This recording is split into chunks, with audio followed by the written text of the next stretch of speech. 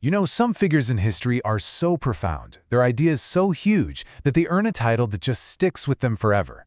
Today, we're going to dive into the life of a man whose legacy is as complex as it is absolutely brilliant, Muhyiddin Ibn Arabi. The greatest master. I mean, that's not a title you just get handed to you, right? It speaks to a kind of spiritual and intellectual authority that very few people have ever reached. So what was it about this man that inspired that level of awe? Well, to find out, we've got to follow his footsteps.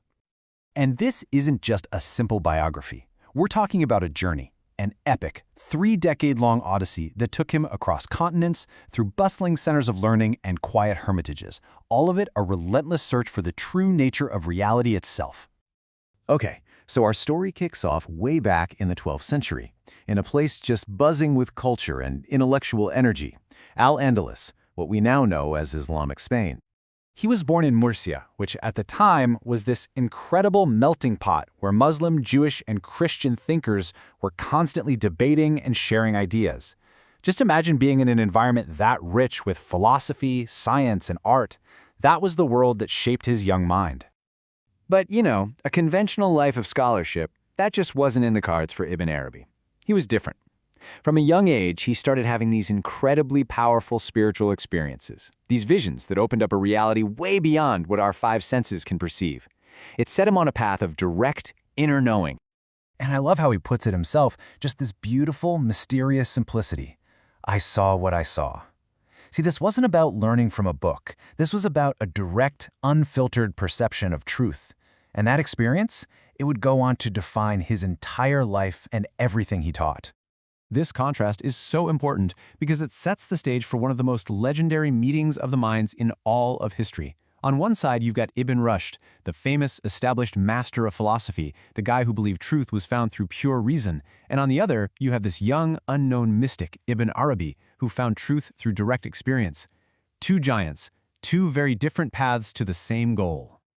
So the story goes that Ibn Rushd hears about this remarkable young man and summons him. And he asks him the ultimate question, right? Do philosophy and mystical insight end up in the same place? Ibn Arabi's answer was just yes and no. That's it. And supposedly the great philosopher turned pale, totally speechless, because he recognized a depth of understanding that his own logic couldn't quite reach. And believe it or not, that incredible encounter was really just the beginning for him. A vision then told him he had to leave his home and travel east, and so began a journey that would last for 30 years. I mean, just look at the scale of this journey. He starts in 1193, crossing North Africa. Then comes the big turning point in 1201, the pilgrimage to Mecca. From there, it's on to modern-day Turkey, Iraq, Syria, finally settling in Damascus in 1223. And remember, we're talking about an era with no modern transport. Every single step of this was a monumental effort. And let's be clear, this wasn't some sightseeing tour. This was a quest. Everywhere he went was part of his education.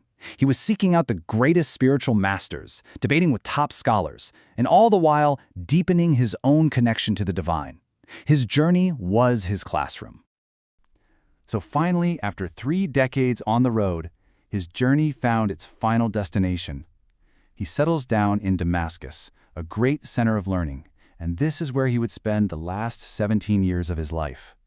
And this is where his journey of the feet became a journey of the pen. The sheer amount he wrote is just mind-boggling. He's credited with over 350 works, though some scholars think it's actually closer to 800. He wrote about everything, from metaphysics and poetry to the nature of the cosmos, and the scale of his writing is almost cosmic. His masterpiece, The Meccan Revelations, is basically a universe in a book. He started it in Mecca and worked on it for decades.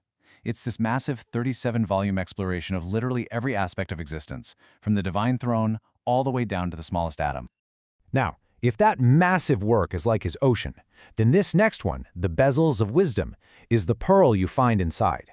This is his most concentrated and probably his most influential work. In it, he takes the wisdom of different prophets, from Adam to Muhammad, and shows how each one reveals a unique facet of divine knowledge. It's incredible. So in Damascus, he wasn't some hermit locked away writing. No, he was a teacher, a guide. He truly became the greatest master. He gathered this circle of students who studied his work intensely and then carried his teachings all over the world, ensuring his ideas would spread from Spain all the way to China. Which brings us to the big question, right? Why over 800 years later are we still talking about him? Why is his work still being studied and debated and loved all around the world? Well, the answer is in the sheer power of his ideas. At the very heart of it all is this incredible concept he called Wahdat al-Wujud, or the unity of being. It's this profound idea that everything in existence, every star, every person, every single thought, is just a unique reflection of one single reality. This radical vision of oneness influenced countless mystics and thinkers. It's a foundation for deep interfaith dialogue, seeing one divine truth in many different forms. And honestly, his complex ideas about imagination as a bridge between worlds, they still feel way ahead of their time.